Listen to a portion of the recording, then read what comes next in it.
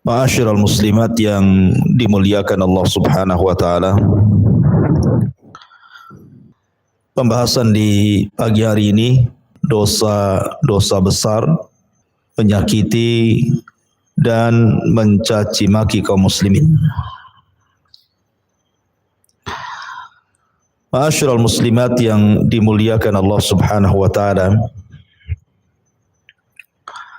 Dalam kehidupan manusia sehari-hari, maka kita lihat bahwa manusia itu di antara mereka ada yang bisa menjaga lisan, ada yang tidak bisa menjaga lisan. Ada yang bisa menjaga perbuatan, ada yang tidak bisa menjaga perbuatan. Ada orang yang sabar ketika disakiti orang.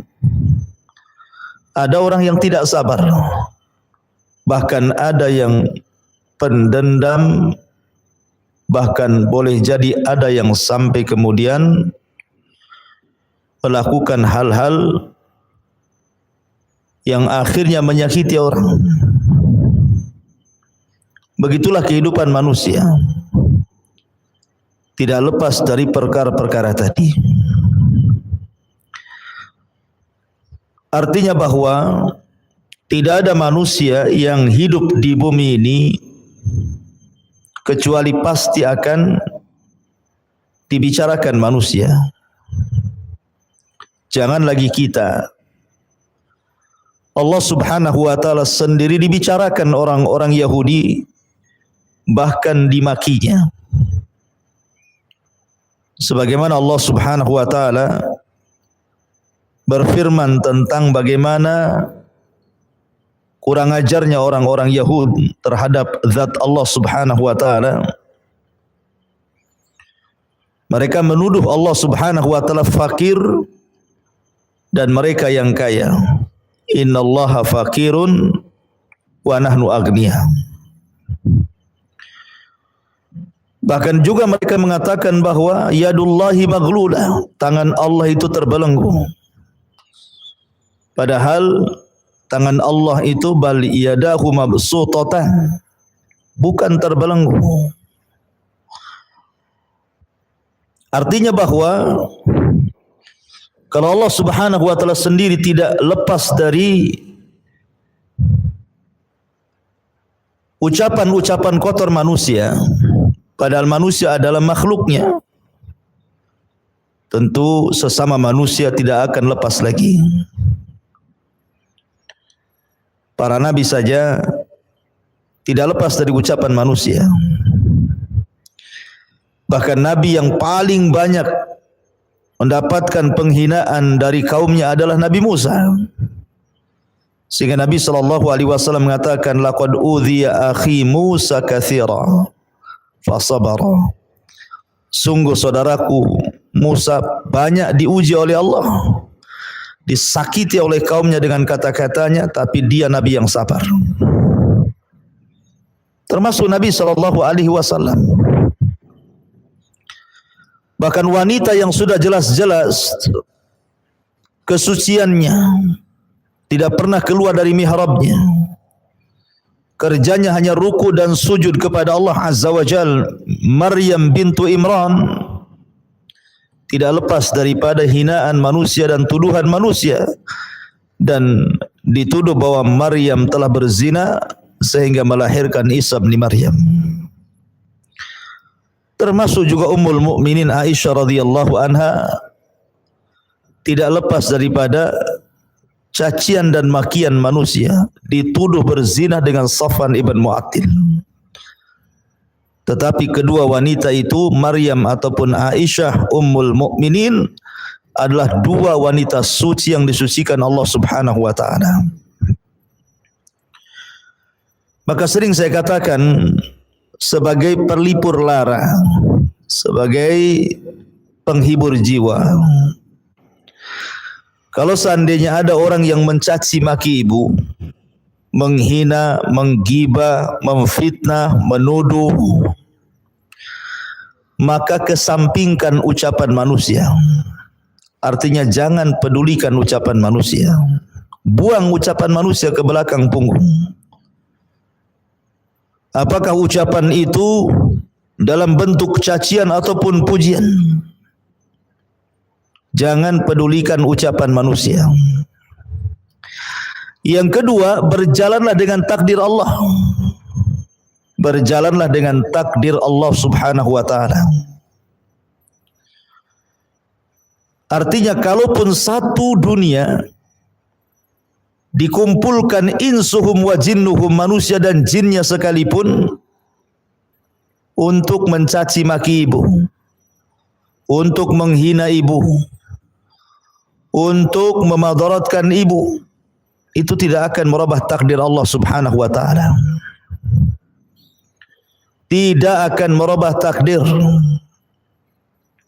Makanya Nabi SAW mengatakan kepada Abdullah ibnu Abbas radhiyallahu anhuma, sekiranya manusia berkumpul kepadamu, ala an yadhurruka bi syai'in lam yadhurruka illa ma qad kataballahu lak,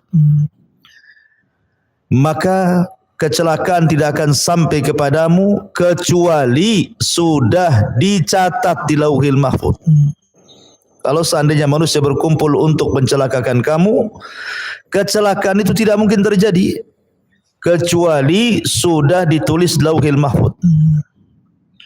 Manusia hanya merencanakan kejahatan, tetapi terjadinya kejahatan ataupun tidak, itu pun tidak lepas daripada takdir Allah. Maka berjalanlah dengan takdir. Berjalan dengan takdir, hidup kita tenang. Biarkan manusia ngomong ini itu terserah. Saya hanya percaya dengan takdir Allah Subhanahu wa taala. Kemudian yang ketiga, contohlah bagaimana Rasul menghadapi orang-orang yang mencelanya. Nabi SAW sering dihina, sering dimaki, sering difitnah. Kita contoh Nabi, bagaimana cara dia mengatasi itu semuanya. Karena bagaimanapun solusi itu ada pada Nabi SAW. Karena dia yang membawa wahyu dari Allah Subhanahu wa taala. Ma'asyiral muslimin yang dimuliakan Allah Subhanahu wa taala, maka dalam bab ini, dalam bab dosa besar yang ke-50 ini, Al-Imam Az-Zahabi rahimahullahu ta'ala ingin menjelaskan tentang di antara dosa besar adalah menyakiti, mencaci maki terhadap saudaranya kaum muslimin. Allah Subhanahu wa ta'ala berfirman di dalam surah Al-Ahzab ayat 58, walladzina yu'dzunal mu'minina wal mu'minati bighairi maktasabu faqad ihtamalu buhtanan wa itsman mubina. Dan orang-orang yang menyakiti orang-orang mukmin laki-laki ataupun perempuan tanpa ada kesalahan yang mereka perbuat, maka sungguh mereka telah memikul kebohongan dan dosa yang nyata. Ma'asyiral muslimin yang dimuliakan Allah Subhanahu wa taala. Terkadang di masyarakat ini lidah tak bertulang, mudah mencaci maki orang. Terkadang awalnya tidak punya dosa, jadi punya dosa gara-gara mencaci dan komentar terhadap orang lain. Pamannya ibu punya tetangga, tetangganya itu mungkin kurang sopan bajunya, mungkin masih membuka aurat dan selalu keluar tengah malam. Langsung dalam otak kecil ibu mengatakan, jangan-jangan wanita ini wanita malam, wanita remang-remang, wanita yang hanya mencari hiburan tengah malam. Jangan-jangan dia seorang pezina. Ini kan sudah menuduh. Maka ini masuk dalam kategori menyakiti dan mencaci maki, dan ini termasuk dosa besar. Kita tidak bisa menghukumi manusia hanya gara-gara pakaian dan hanya gara-gara keluar malam. Karena menuduh berzinah itu harus ada 4 saksi. 4 saksi pun harus menyaksikan perzinahannya. Kalau tidak menyaksikan, maka yang menuduh yang dipukul dalam Islam 84 kali 80 cambukan. Jadi tidak boleh menuduh menyakiti seperti itu aja, tidak boleh. Itu jelas-jelas wanita yang fasik gitu ya, yang ibu tahulah tetangga sendiri dia enggak pernah sholat, pakaian telanjang dan begitu seterusnya. Tapi dengan menuduh si anu berzina, ini tuduhan berat. Kalau seandainya wanita fasik seperti ini saja, kita tidak boleh menuduh tanpa ada saksi. Bagaimana pula wanita baik-baik dituduh berzina? Seperti yang dilakukan orang-orang Syiah terhadap Ummul Mukminin Aisyah radhiyallahu anha. Orang-orang Syiah itu menuduh Aisyah berzina persis seperti tuduhan orang-orang munafik di zaman Nabi sallallahu alaihi wasallam yang dikepalai oleh Abdullah ibn Ubay ibn Salul, menyebarkan hoax bahwa Aisyah radhiyallahu anha berzina dengan Safwan ibn Mu'attil. Tetapi karena ini berita dusta, Allah Subhanahu wa taala turunkan suratun Nur, pembebasan Ummul Mukminin Aisyah radhiyallahu anha dari tuduhan berzina dengan Safwan ibn Mu'attil. Makanya Allah mengatakan walladzina yu'dzunal mu'minin wal mu'minati bighairi maktasabu faqad ihtamalu buhtanan wa itsman mubina. Dan orang-orang yang menyakiti orang-orang yang beriman laki-laki dan perempuan tanpa ada kesalahan yang mereka perbuat, maka sungguh mereka telah memikul kebohongan dan dosa yang nyata. Apalagi yang dituduh wanita-wanita yang taat kepada Allah. Apalagi kalau yang dituduh itu atau yang dicaci maki itu adalah orang-orang saleh, orang-orang yang taat kepada Allah Azza wa Jalla. Maka tentu menuduh apapun bentuk tuduhannya, dituduh si fulan korupsi, dituduh si fulan kurang akhlak, kurang adab dan begitu seterusnya, maka ini boleh jadi bagian daripada ghibah. Boleh jadi bagian daripada ghibah. Bahkan di negeri ini ada namanya ghibah nasional. Tahu bu ghibah nasional tuh? Ghibah nasional itu kalau seandainya ada satu pejabat kemudian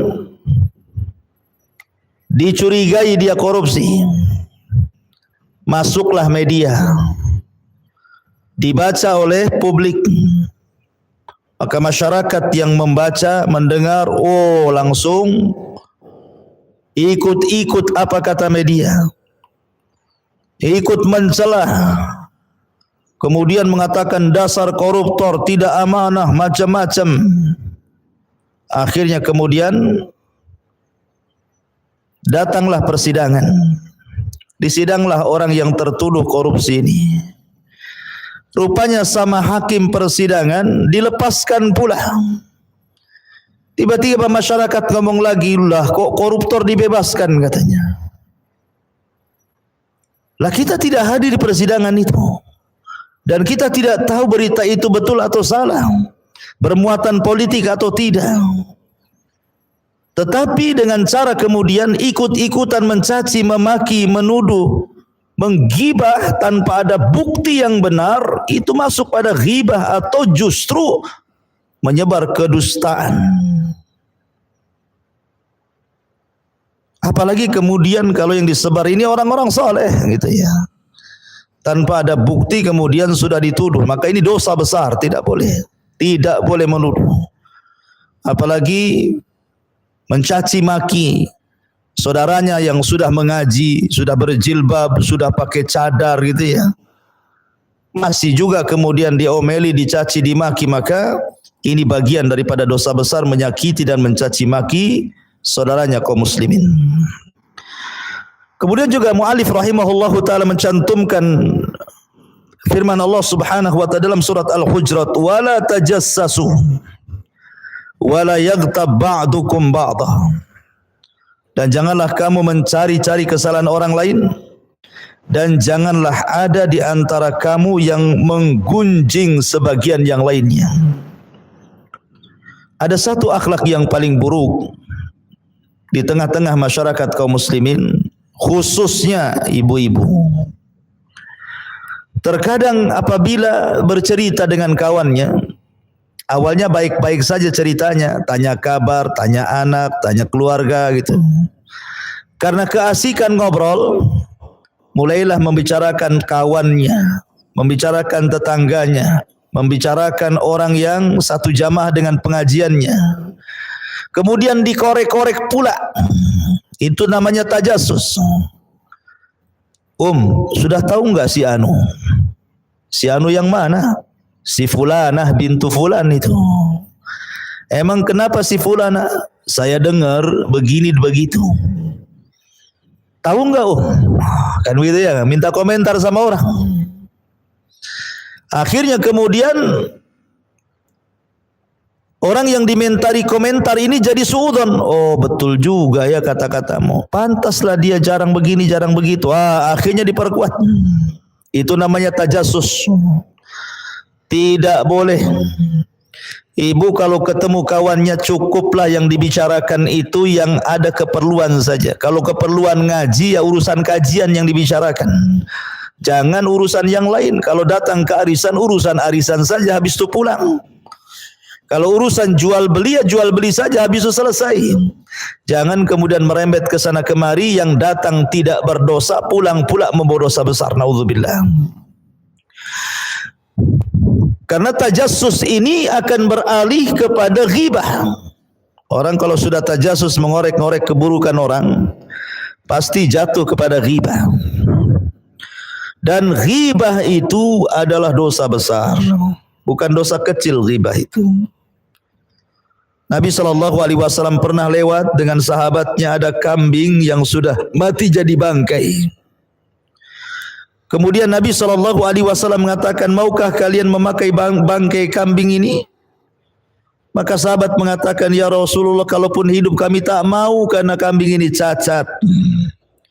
Maka Rasul mengatakan, sesungguhnya kau makan bangkai kambing ini jauh lebih baik dibandingkan engkau merobek kehormatan seorang muslim. Bahkan dikatakan oleh Rasul, min arbar riba, sebesar-besarnya dosa riba, sebesar-besarnya dosa riba, kata Rasul, seseorang merobek kehormatan saudaranya. Makanya wajar Nabi SAW pernah marah kepada Aisyah radhiyallahu anha ketika membicarakan tentang Safiyah dengan isyarat tangannya. Padahal Aisyah tidak hendak merendahkan Safiyah dengan kata-katanya, hanya mengisyaratkan dengan tangannya bahwa dirinya pendek, dirinya tinggi, Safiyah itu pendek. Itu hanya itu aja yang ingin dijelaskan kepada Rasul. Dia bangga dengan tingginya, kemudian merendahkan Safiyah dengan pendeknya. Maka Nabi SAW marah di hadapan Aisyah radhiyallahu anha dan mengatakan, ya Aisyah, laqad qulti kalimatan law muzizat bihal bahru lamazazathu. Wahai Aisyah, engkau sudah mengucapkan satu kalimat yang kalau kalimat ini dicemarkan di seluruh air lautan cukup mengotori air lautan satu dunia ini. Maka jangan suka menggibah. Kemudian juga Nabi SAW mengatakan, wailun likulli humazatil lumazah. Wailun, celaka bagi setiap pengumpat dan pencela. Ada yang mengatakan humazah itu dengan lisan. Ada yang mengatakan lumazah itu dengan perbuatan. Dua-duanya terlarang. Baik dengan lisan ataupun dengan perbuatan. Dengan isyarat, dengan gerakan tangan, dengan kedipan mata, dengan kemudian meletakkan jempol ke bawah gitu ya. Kalau sekarang kan ada tuh jempol ke bawah itu kalau di handphone tuh. Itu kan namanya menghina dengan cara perbuatan, itu disebut lumazah. Kalau humazah dengan lisan atau sebaliknya. Dengan kemudian mencela fisik orang, karena ada tuh di masyarakat itu orang itu mudah mencela fisik orang. Jangan. Si fulan kulitnya hitam, ibu bilang itu kayak pantat panci katanya. Si fulan kemudian terlampau pendek, nanti ibu katakan apa tuh? Ya. Si fulan mungkin kurang mancung, terlampau pesek, nanti ibu katakan macam-macam. Pokoknya ada saja komentar-komentar itu. Tidak boleh mencela fisik orang. Tidak boleh mencela rambutnya, mencela matanya, mencela hidungnya, mencela wajahnya, mencela pakaiannya atau mencela badannya, kaki, tangannya, tidak boleh. Kenapa? Karena mencela fisik orang itu sama dengan mencela yang menciptakannya. Kalau kita katakan kemudian kepada orang kurus, dasar siwak umpamanya, maka kita sedang mencela Allah Azza wa Jalla. Datang orang gemuk kita katakan drum, maka sama juga kita sedang mencela yang menciptakan orang itu. Ada orang kemudian pincang, kemudian kita katakan kok jalannya kayak joget. Nah, itu sama juga mencela. Nah, siapapun yang mencela fisik orang itu sama dengan mencela yang menciptakannya. Ingat, dari seluruh makhluk itu yang paling indah itu manusia. Ciptaannya dibandingkan makhluk Allah yang lainnya. Lihat binatang. Ada model cacing, model belut, ada model lele gitu kan. Tidak ada manusia seperti itu. Ada yang kakinya 4, ada yang kakinya 4 tapi tidak bisa kemudian berdiri. Ada yang berjalan dengan perutnya, macam-macam binatang itu. Tapi tidak seindah manusia. Karena Allah mengatakan laqad khalaqnal insana fi ahsani taqwim tsumma radadnahu asfala safilin. Sungguh kami telah ciptakan manusia sebaik-baik bentuk. Maka jangan mencela fisik karena sama dengan mencela yang menciptakan fisik. Kan itu dosa besar, tidak boleh. Ya. Kemudian juga Nabi SAW bersabda di sini, inna syarran nasi manzilatan indallah man wada'ahun nasu ittiqa'a fuhsyih. Sesungguhnya sejelek-jelek kedudukan manusia di sisi Allah adalah orang yang ditinggalkan manusia karena takut akan kejahatannya. Subhanallah. Ada di antara orang itu, Bu, yang tidak dikehendaki kehadirannya kan, Bu. Ada di antara orang-orang itu yang tidak dikehendaki kehadirannya. Kalau dia tidak hadir, manusia akan mengatakan alhamdulillah dia tidak datang. Kalau dia datang, inna lillahi wa inna ilaihi rajiun, ngapainlah dia datang? Orang itu datang ya tidak menggenapkan, pergi ya tidak mengganjilkan, ngapain pula dia mondar-mandir di sini? Jadi ada orang-orang yang tidak diharapkan perkumpulannya, benci orang kalau dia hadir, dan suka kalau dia tidak ada. Lah itu seburuk-buruk manusia, Bu. Kalau ibu kemudian dibenci kehadirannya, ibu kemudian dipuji ketidakhadirannya, orang mengucapkan alhamdulillah, berarti memang ibu ini seburuk-buruk orang. Karena Rasul yang mengatakan sesungguhnya sejelek-jelek kedudukan manusia di sisi Allah adalah orang yang ditinggalkan manusia karena takut akan kejahatannya. Dan itu bukti ukubah yang disegerakan di dunia. Karena kalau orang suka berbuat jahat, maka dijauhi manusia.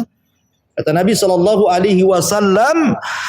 ada dua dosa yang akan disegerakan azabnya di dunia sebelum akhirat. Salah satunya al-baghyu, kezaliman, kejahatan, suka menyakiti orang dengan lisannya, dengan perbuatannya, dengan isyaratnya. Akhirnya Allah bayar cash, manusia benci sama dia sehingga manusia mendoakan keburukan kepadanya. Mudah-mudahan cepat mati orang kayak gitu. Kalau dia tak mati-mati, memanglah orang jahat itu usianya panjang, Ustaz. Kalau orang baik itu cepat mati katanya. Didoakan 100 orang tak mati-mati pula itu, Ustaz. Nah, jadi Allah berikan cash berupa apa? Hati manusia tidak condong dengan dia, enggak suka dengan dia. Rasul mengatakan innallaha yubghidul fahishal badhi. Sesungguhnya Allah murka kepada orang yang jahat dan mulutnya lancang. Di masyarakat ini ada orang kalau sedang emosi itu kata-kata yang keluar itu satu bonbin bu keluar. Mulai dari kaki 4 sampai kaki 2. Kalau kaki 3 minuman bu. Jadi ada orang yang kalau lagi emosi itu pula yang keluar, dimaki-maki orang itu. Andai kata pun seandainya binatang yang paling indahlah menurut ibu apa gitu kan. Mungkin ibu suka piara kucing, ada kucing Angora, Persia gitu yang cantik-cantik. Kemudian lagi marah, oh dasar Persia kamu, dasar Angora umpamanya kan. Kita tidak mengatakan babi anjing yang sudah jelas-jelas najis. Itu saja tidak bisa manusia itu dikatakan kucing Angora. Karena manusia jauh lebih baik dibandingkan kucing. Ngapain pula kemudian manusia disamakan dengan kucing, dengan ayam, dengan buaya, dengan macam-macam gitu ya. Nggak bisa manusia disamakan dengan binatang itu. Binatang tidak berakal. Manusia berakal. Maka ada orang-orang itu yang fahishal badhi gitu ya, orangnya jahat, mulutnya lancang, enggak pernah direm, kalau ngomong itu asal ngomong saja. Ya. Semua keluar. Makhluk-makhluk halus saja dikeluarkan. Oh dasar setan, kuntilanak, genderuwo semua keluar. Ya. Maka yang seperti itu termasuk badhi. Kemudian Nabi SAW mengatakan ibadallah innallaha wada'al haraj illa man iktarasa irdi akhihi fadzaka alladhi haraja au halak. Wahai hamba Allah, sesungguhnya Allah memperingatkan dosa kecuali orang-orang yang telah melanggar kehormatan saudaranya. Maka yang demikian itulah orang-orang yang telah berbuat dosa atau telah celaka. A'udzubillah. Dan Nabi mengatakan kullul muslim ala muslim haram irduhu wa maluhu wa damuhu at-taqwa huna bihasbi imri'in minasyarri an yahkira akhahul muslim. Kata Nabi SAW, setiap muslim terhadap muslim yang lainnya itu harus dilindungi kehormatannya, hartanya dan darahnya. Takwa itu di sini cukuplah bagi seorang muslim itu dikatakan telah berbuat jahat apabila dia merendahkan saudaranya sesama muslim. Lihat bagaimana Islam memerintahkan kita untuk menjaga kehormatan orang. Sebab cukuplah orang itu dikatakan orang jahat ketika dia merendahkan saudaranya. Jangan merendahkan saudaranya. Karena ada di masyarakat kita ini yang mudah merendahkan karena dia merasa lebih kaya, tetangganya lebih miskin, maka direndahkan dengan cara terkadang dengan lisannya atau dengan perbuatannya atau dengan barang-barangnya atau dengan pakaian dan tasnya. Ada orang yang merendahkan, dan orang merendahkan itu macam-macam. Ada dengan isyarat tangannya, ada dengan isyarat lisan dan juga matanya. Tidak bisa. Ya, Allah itu sudah takdirkan kekayaan masing-masing. Tidak perlu membanggakan. Kalau Allah mau, Allah buat anda miskin sesaat. Kalau Allah mau juga anda bisa Allah buat kaya sesaat. Biyadihil muluk, di tangan Allah lah kerajaan. Yu'tillahu man yasha. Allah memberikan kepada yang dikehendakinya. Dan Allah menghancurkan juga kepada orang yang dikehendakinya. Tidak perlu kemudian merendahkan orang. Ya. Al-muslimu akhul muslim la yadhlimuhu wa la yakhdhuluhu wa la yahkiruhu bihasbi imri'in min asy-syar'i an yahkira akhul muslim. Seorang muslim itu bersaudara tidak boleh berlaku zalim, tidak boleh menelantarkan, tidak boleh merendahkan. Cukuplah seorang muslim itu dikatakan berbuat jahat apabila dia merendahkan saudaranya. Kemudian Allah Subhanahu wa taala mengatakan, "Innal ladzina yuhibbuna an tashi'al fahishatu fil ladzina amanu lahum adzabun alim fid dunya wal akhirah." Sesungguhnya orang-orang yang ingin agar perbuatan yang sangat keji, berita bohong tersiar di kalangan orang-orang beriman, maka mereka mendapatkan azab yang pedih di dunia dan juga azab di akhirat. Jadi tidak boleh ibu menyebarkan hoax. Makanya kalau ibu pegang handphone, hati-hati jangan asal copy paste. Cross check dulu beritanya, layak nggak di share atau tidak, layak nggak di share ke grup atau tidak. Ya, apalagi sudah jelas-jelas isinya itu berita bohong, berita cacian makian kepada kaum muslimin, sesama kaum muslimin, tidak perlu disebarkan beritanya. Ya, karena ibu-ibu ini itu biasanya sudah dengar nggak ya? Enggak. Mau dengar, tapi tolong ya jangan ceritakan sama orang ya. Kan gitu ya ibu ya. Itu senjata ibu-ibu kan begitu. Jangan ceritakan kepada orang. Nanti yang ibu ceritakan ngomong lagi ke yang lain. Kamu jangan ceritakan sama orang. Aku baru dapat berita nih, bagus beritanya katanya. Yang ini juga sama, jangan ceritakan sama orang. Satu kampung akhirnya bilang jangan ceritakan sama orang padahal sudah tahu semua. Lah ini namanya menyebar namanya ya, tidak boleh menyebar. Biasakan amanah mendengar dan amanah lisan. Cukuplah ibu sendiri yang mendengar, kalau perlu bu hapus memorinya, lupalah, dibuat amnesia gitu ya supaya berita-berita itu tidak sampai disebarkan kepada orang. Karena ini termasuk dosa besar, ya. Ma'asyiral muslimin yang dimuliakan Allah Azza wa Jalla. Karena saking mudahnya lisan ini menyebarkan berita, terkadang tidak sadar kalau dia sedang melakukan dosa besar. Harusnya tugas seorang muslim itu menutup aib seorang muslim. Kalau ada orang ini memang punya aib, jangan dibongkar. Karena ibu juga punya aib. Makanya sering saya katakan orang itu menjadi mulia di hadapan manusia, bukan di hadapan Allah ya. Orang itu menjadi mulia di hadapan manusia karena Allah tutup aibnya. Kalau seandainya Allah bongkar aibnya itu, tidak ada manusia yang memuliakan manusia. Yang ada manusia menaruh pasir di kepala manusia. Tapi karena Allah tutup aib kita, makanya manusia masih hormat sama kita. Kalau Allah buka aib kita, Allahu a'lam, boleh jadi manusia mencaci maki kita. Oleh karena itulah maka biasakan menutup aurat orang lain supaya Allah tutup aurat kita. Terbiasalah menutup aib orang lain supaya Allah berusaha menutup aib kita, supaya manusia tidak tahu dan kita bisa bertobat kepada Allah Subhanahu wa taala. Kemudian Rasul mengatakan sibabul muslimina fusukun wa qitaluhu kufrun. Mencela seorang muslim adalah kefasikan, sedang membunuhnya adalah kekufuran. Bahkan mencela seorang muslim itu hakikatnya dia sedang membunuh pelan-pelan. Betapa banyak orang yang kemudian tadinya sehat gitu ya, tiba-tiba kemudian darah tingginya naik, gulanya naik, kolesterolnya naik, gara-gara dicela orang. Jadi orang yang mencela itu sesungguhnya sedang membunuh saudaranya pelan-pelan itu. Karena tidak semua orang yang dicela, dicaci, dimaki, digibah, difitnah itu kuat gitu. Banyak yang tidak kuat, banyak yang tumbang. Ya. Maka hakikatnya mencela itu membunuh pelan-pelan. La yadkhulul jannah man la ya'man jaruhu bawa'iqah. Tidak akan masuk surga bagi orang yang tetangganya merasa tidak aman dengan kejahatannya. Bahkan Rasul mengatakan wallahi la yu'min 3 kali, demi Allah tidak beriman, tidak beriman, tidak beriman. Ketika sahabat berkata, siapa Rasul yang tidak beriman kau sebut 3 kali itu? Rasul mengatakan alladzi la ya'man jaruhu bawa'iqah. Tetangganya tidak merasa aman karena gangguan tetangganya.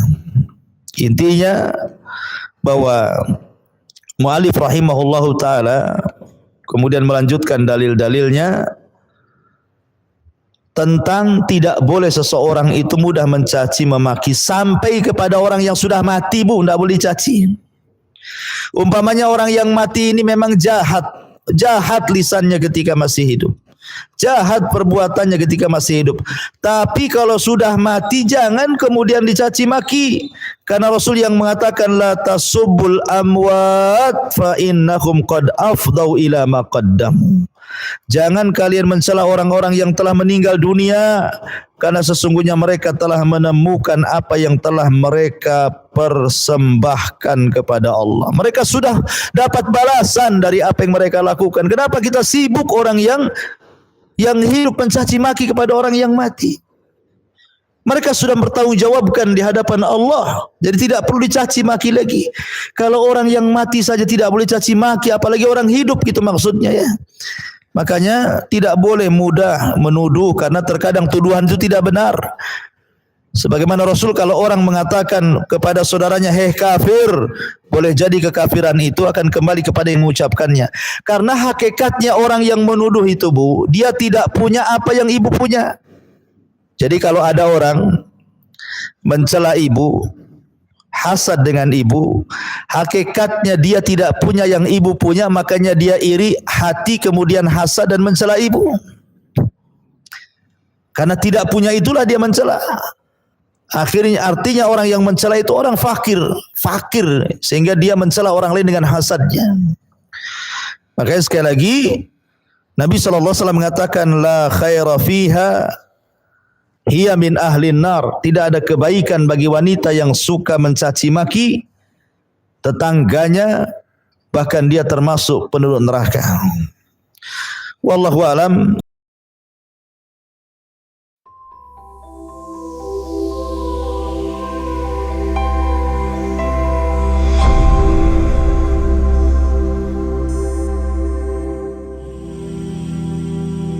Bismillahirrahmanirrahim. Assalamualaikum warahmatullahi wabarakatuh. Sahabat yang beriman, tidak ada manusia yang luput akan dosa, baik itu pria atau wanita, baik itu berupa dosa kecil atau dosa besar. Salah satu perbuatan yang memberikan dosa besar adalah berzina. Zina adalah dosa besar yang harus dijauhi, apalagi oleh wanita yang telah memiliki suami. Wanita yang telah bersuami, jika ia melakukan zina atau berhubungan dengan laki-laki selain suaminya, maka hukuman had atasnya adalah dirajam hingga mati. Beberapa tahun terakhir, zina bukanlah hal yang mengherankan lagi. Maraknya perbuatan zina merupakan salah satu tanda-tanda akan datangnya kiamat. Semakin berkembangnya zaman, perbuatan ini semakin menyebar. Selain zina dalam pengertian yang sebenarnya, ada pula sejumlah perbuatan yang membuat wanita seakan-akan melakukan zina atau memikul dosa seperti dosanya zina. Perbuatan apakah saja itu? Berikut ulasannya. 1. Memakai parfum agar laki-laki mencium baunya. Agaknya perbuatan ini sangat marak dilakukan oleh para wanita di zaman modern ini. Mereka memakai parfum saat keluar rumah, sehingga baunya tercium oleh kaum laki-laki yang bukan mahramnya. Dari bau yang menarik, akhirnya laki-laki bisa tertarik dan syahwatnya bisa tergoda. Yang mengenaskan, parfum itu justru hanya dipakai saat keluar rumah, sehingga laki-laki lain menikmati wanginya, sementara ketika mereka berduaan dengan suaminya, justru tidak memakai wewangian tersebut. Rasulullah SAW menyebut wanita yang memakai parfum saat keluar rumah, sehingga laki-laki lain mencium baunya dengan sebutan wanita pezina. Na'udzubillah. Rasulullah SAW bersabda, wanita mana saja yang memakai parfum lalu melewati suatu kaum supaya mereka mencium bau parfum itu, maka perempuan itu telah berzina. Hadis riwayat Ahmad. 2. Riba dan memakan harta riba.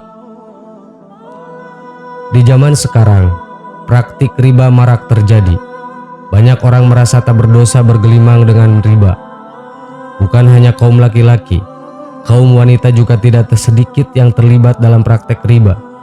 entah sebagai pelaku, pencatat, marketing, maupun pengguna riba.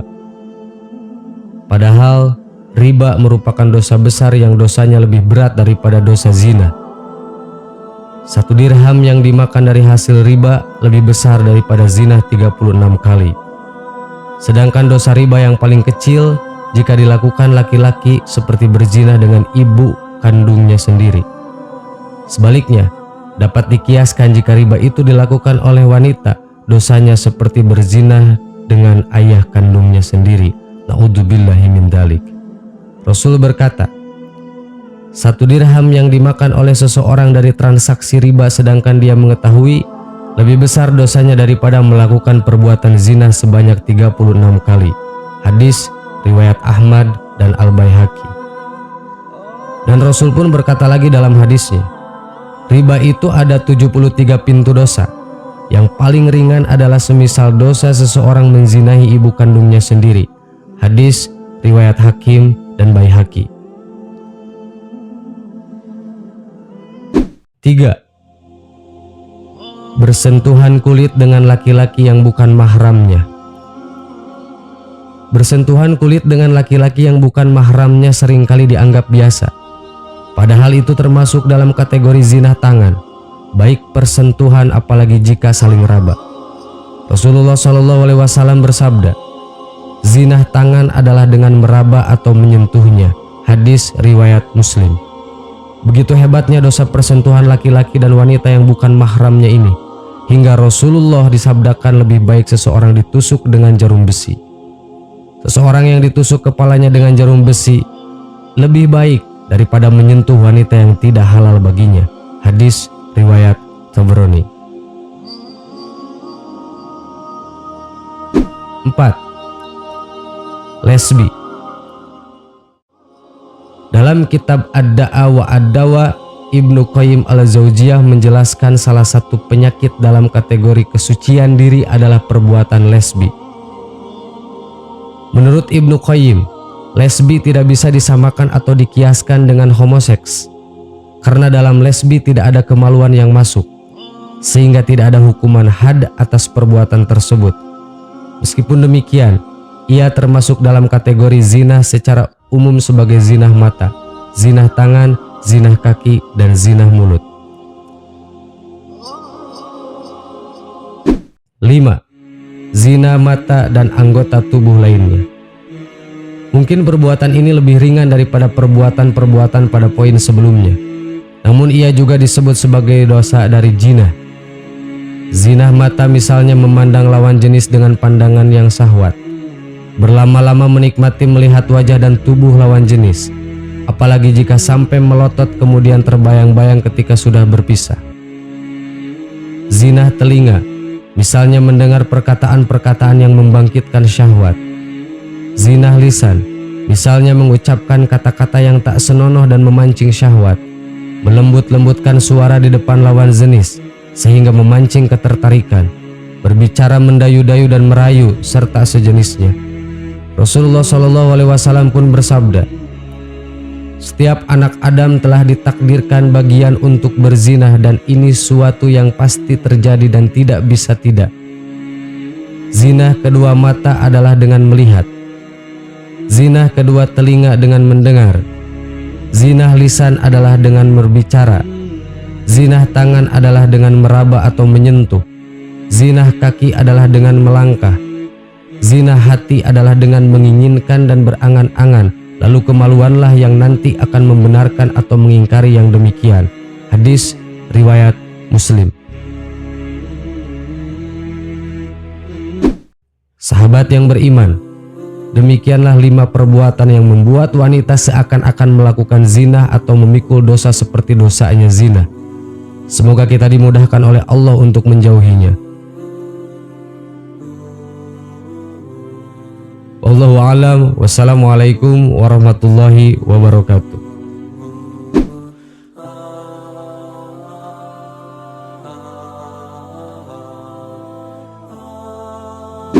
Bismillahirrahmanirrahim. Assalamualaikum warahmatullahi wabarakatuh.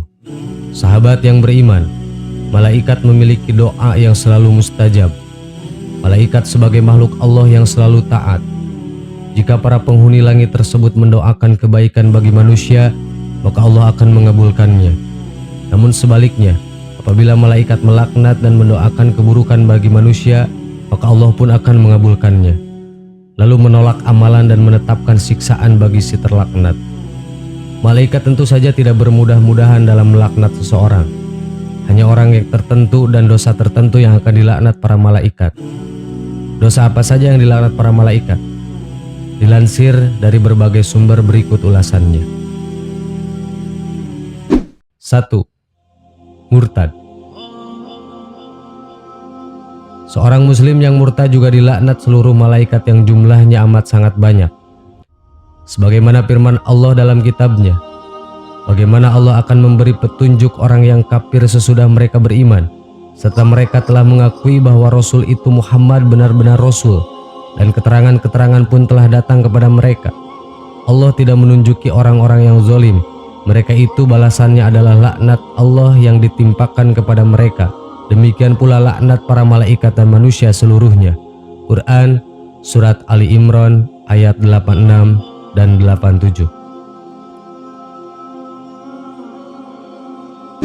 2. Istri yang tidak mau melayani suami. Dari Abu Hurairah radhiyallahu sallallahu alaihi wasallam bersabda, apabila suami mengajak istrinya ke ranjang untuk berhubungan suami istri dan dia menolak, kemudian suaminya marah kepadanya, maka para malaikat akan melaknatnya sampai pagi hari. Hadis riwayat Al-Bukhari dan Muslim. Seorang istri tidak boleh sekalipun menolak ajakan suaminya. Namun terdapat pengecualian dalam hal ini, yakni ketika istri sakit atau dalam keadaan datang bulan, dan yang semisalnya dapat menjadikan uzur untuk menolak ajakan suami. 3.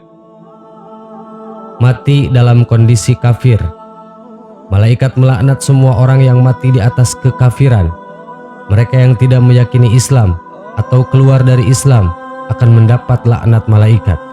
Termasuk dalam hal ini orang-orang yang mengaku Islam namun melakukan amalan yang membatalkan keislamannya, semisalnya meninggalkan sholat.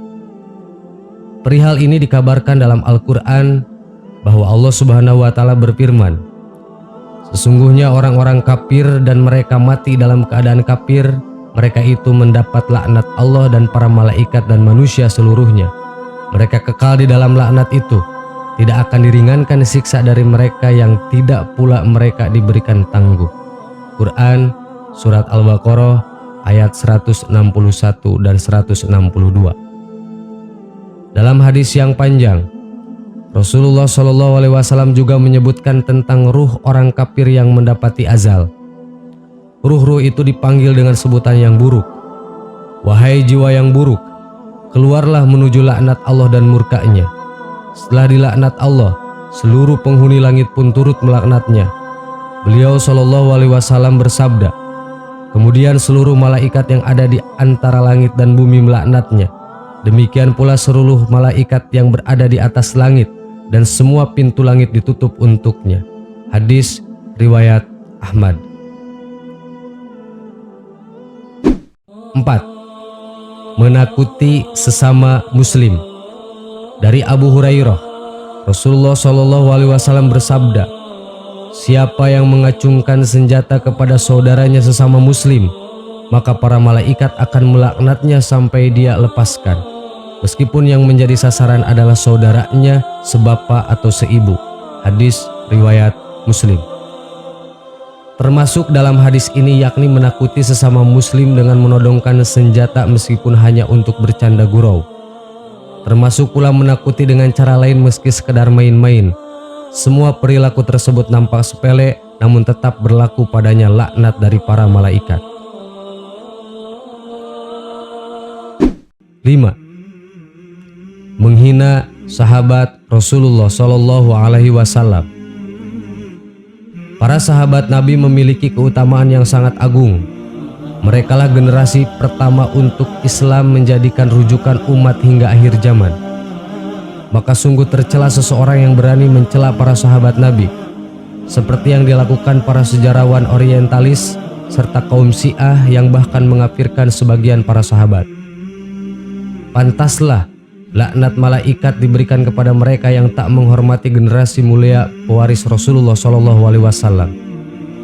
Nabiullah Muhammad SAW bersabda, "Siapa yang mencela sahabatku, maka dia akan mendapatkan laknat Allah, para malaikat, dan semua manusia." Hadis riwayat At-Tabrani. 6. Mengakui anak angkat sebagai anak kandung. Segala perbuatan yang menasabkan seorang anak kepada selain orang tuanya, maka ia akan mendapatkan laknat malaikat. Perkara ini biasa terjadi pada orang tua angkat yang menasabkan anak angkatnya sebagai anak kandungnya. Padahal anak angkat tetaplah memiliki nasab atau bin atau binti dari ayah kandungnya. Demikian pula anak hasil zina yang seringkali dinasabkan pada ayah biologisnya. Padahal anak hasil zina hanya boleh dinasabkan pada ibunya dan dianggap terlahir tanpa ayah. Demikianlah Islam mengaturnya dengan sempurna. Jika melanggarnya, maka laknat malaikat akan meliputinya. Dari Ali bin Abi Thalib, Rasulullah SAW bersabda, "Siapa yang mengaku keturunan seseorang yang bukan bapaknya, maka dia mendapat laknat Allah, para malaikat, dan seluruh manusia. Tidak diterima amal wajib dan sunnahnya pada hari kiamat." Hadis riwayat Muslim. 7. Menghalangi hukuman. Dari Ibnu Abbas, Rasulullah SAW bersabda, "Siapa yang membunuh dengan sengaja maka dia berhak dikisos. Dan siapa yang menghalangi antara keluarga korban dengan pelaku untuk melakukan kisos, maka dia mendapat laknat Allah, para malaikat, dan semua manusia. Tidak akan diterima darinya amal wajib maupun amal sunnahnya." Hadis riwayat An-Nasai dan Ibnu Majah. Dalam konteks masa kini, seseorang dapat menghalangi hukuman bagi pelaku kejahatan melalui praktek di pengadilan, yang seringkali dijumpai pula, yakni orang-orang tertentu yang melakukan kriminalitas namun kebal hukum karena kedudukan atau jabatannya. Mereka semua mendapat laknat malaikat karena telah melakukan pengkhianatan. Selain 7 tadi, terdapat dosa lain yang juga dilaknat oleh para malaikat. Di antaranya mengganggu orang kafir yang dijamin keamanannya oleh seorang muslim atau pemerintah muslim. Termasuk pula melindungi para pelaku penyimpang dari sunnah Rasulullah dan berbuat kejahatan di kota Madinah Al-Munawwarah. Bahkan menurut sebagian para ulama, setiap perbuatan dosa besar pastilah akan mendapat laknat dari para malaikat. Na'udzubillah summa na'udzubillah. Sahabat yang beriman, semoga kita tidak termasuk orang yang dilaknat malaikat, dan semoga kita tidak termasuk orang yang dikenal di langit sebagai pelaku maksiat. Amin. Wallahu a'lam. Wassalamualaikum warahmatullahi wabarakatuh.